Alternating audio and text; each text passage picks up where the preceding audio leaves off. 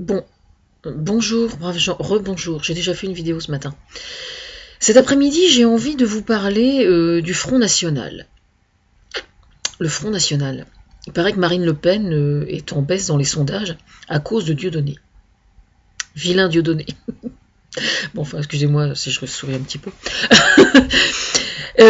J'ai envie cet après-midi, là, je réfléchissais et j'ai envie de vous parler du Front National au sujet des réactions quand on leur avait posé un certain nombre de questions au sujet du succès du film Intouchable. Voilà. Alors, pour information, pour ceux qui ne sont pas encore au courant, le film Intouchable, c'est moi, par l'intermédiaire de Thomas Fersen, qui suis à l'origine du fait que le film ait été fait. Je ne suis pas à l'origine du livre, je suis à l'origine du fait qu'un cinéaste ait eu envie de faire un film sur ce thème-là. Comment c'est arrivé? Alors, je vais aller vite, je vais essayer d'aller vite. C'est arrivé parce que j'avais vu un documentaire à la télévision sur l'Inde et il parlait des castes, et il parlait de la caste des intouchables, qui à l'époque, enfin je sais pas si ça a peut-être changé un peu maintenant, mais à l'époque c'était une caste où quand un bébé naissait dans cette caste-là, les autres castes n'avaient absolument pas le droit de lui adresser la parole.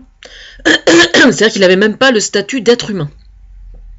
Ce qui était, moi, ça m'avait absolument glacé le sang, parce qu'évidemment, enfin, c'est une expression que j'utilise un peu trop peut-être, mais ça m'avait évidemment, moi qui ai été d'une certaine façon assassiné à cause de la pédophilie, donc j'ai une relation à la mort un peu particulière, un peu différente, on va dire, et donc ça m'avait marqué quand même, quoi. Et donc j'avais fait une lettre à Thomas Fersen, très longue comme d'habitude, comme je sais seul faire. Et donc je lui avais expliqué, je lui ai dit, mais est-ce que tu te rends compte, c'est absolument incroyable quand même, que dans un pays, on puisse naître et, à la base, à la naissance, être condamné comme ça, dans une catégorie... Enfin, c'est monstrueux, quoi, c'est monstrueux. Et j'avais même rajouté à l'époque, quand je pense que dans les années 70, on nous baratinait avec l'Inde et tout, ah ouais, super, l'Eldorado, peace and love et tout. Puis en fait, tu te rends compte que c'est un pays, bon, ça bouge, hein, il se passe des choses là-bas. Je suis pas en train de condamner l'âne, sa culture, etc. Pas du tout, c'est pas du tout ça. Mais j'explique dans quelles circonstances l'idée a pu germer de faire le film Intouchable. Donc, en fait, ce qui se passe, c'est que le mot intouchable, évidemment, dans l'esprit de Thomas Fersen, a tout de suite fait tilt. Parce que lui, évidemment, il s'est dit, lui étant mon thérapeute à l'époque, s'est dit, attends, Françoise, victime de pédophile, qui parle du mot intouchable comme ça, lui, il a vu intouchable par rapport à la peau, quoi, au toucher, vraiment.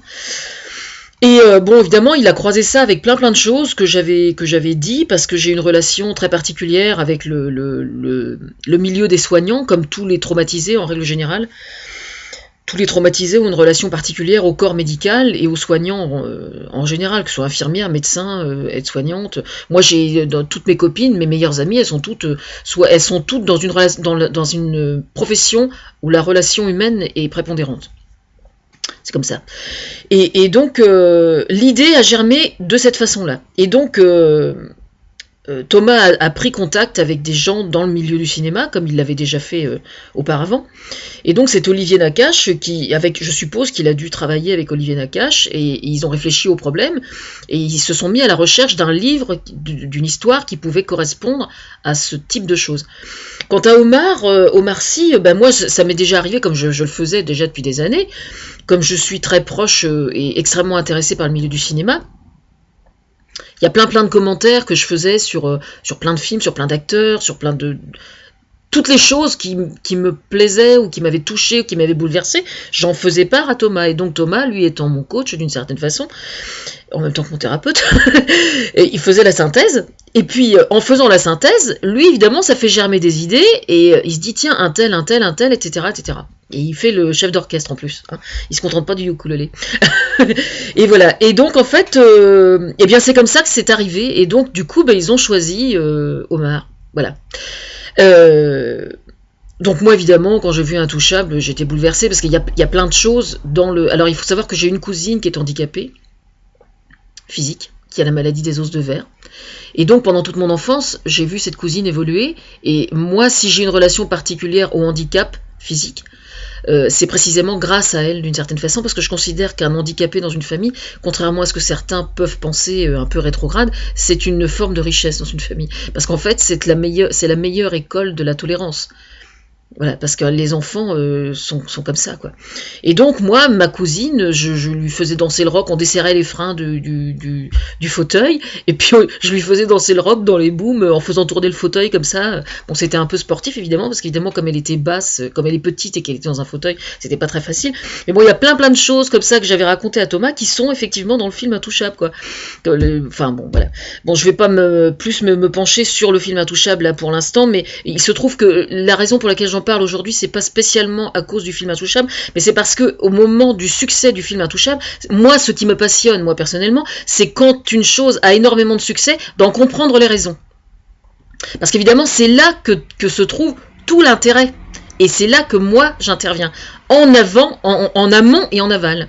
En amont, pour comprendre pour quelle raison c'est bien de faire un film ou une émission sur tel sujet, et en aval ensuite pour voir les fruits qu'on peut en tirer. Quand je parle d'en tirer les fruits, moi je parle pas du côté pécuniaire, bien que ce soit important le côté pécuniaire bien évidemment, mais moi ce qui m'intéresse surtout c'est d'en comprendre comment est-ce que je peux moi comprendre la raison du succès premièrement, et voir comment je peux l'utiliser sur un plan thérapeutique, même si ça peut paraître extrêmement prétentieux, ça me dérange pas du tout, j'assume complètement, j'assume, et donc j'aime bien comprendre.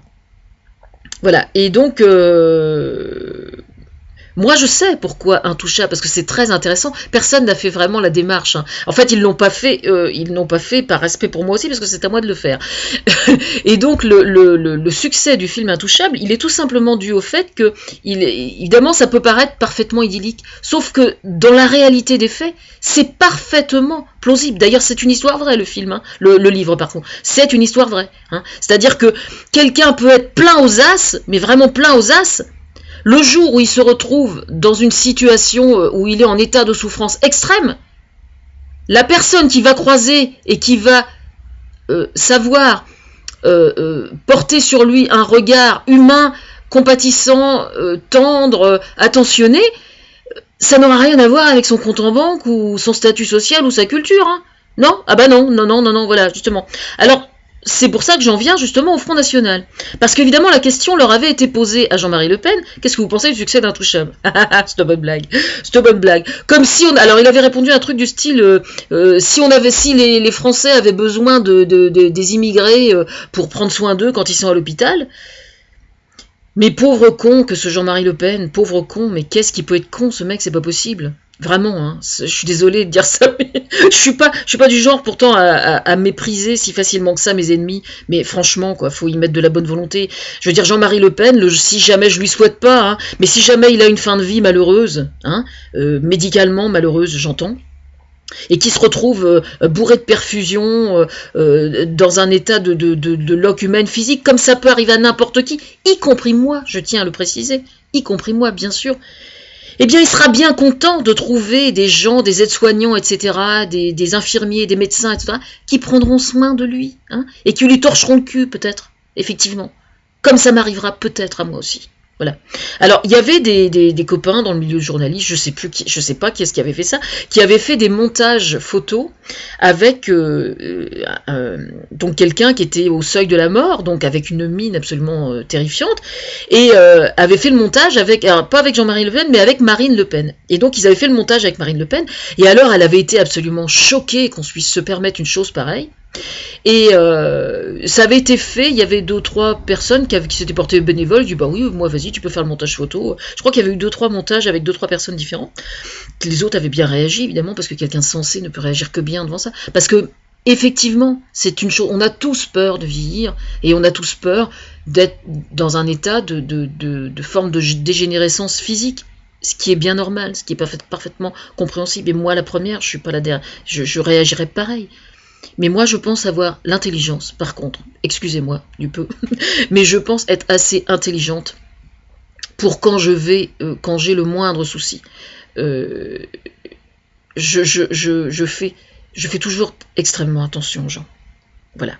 Quelle que soit leur couleur de peau, quelle que soit leur culture, quel que soit le niveau de leur compte en banque. Voilà, c'est comme ça. Et le jour où Marine Le Pen a réagi de cette façon-là, à la suite du succès d'Intouchable, et en voyant cette photo, la réaction qu'elle a eue était simplement pitoyable. Pitoyable. Hein. Vraiment, tout est dit, quoi. Tout est dit. Alors moi, j'attends qu'une chose, c'est qu'on fasse le montage photo avec ma tronche à moi, hein, parce qu'il n'y a pas de raison. Hein. Et puis, si tout le monde puisse y mettre, puis on mangera des merguez, tiens. Ah oui, sur un lit de mort, ah oui, je veux manger des merguez. Bon, mettre le barbecue dans la chambre de l'hôpital, je pense par contre qu'on va pas me l'autoriser. Mais quand même, manger des merguez sur mon lit d'hôpital. Ah, ça fait du bien de rigoler un peu.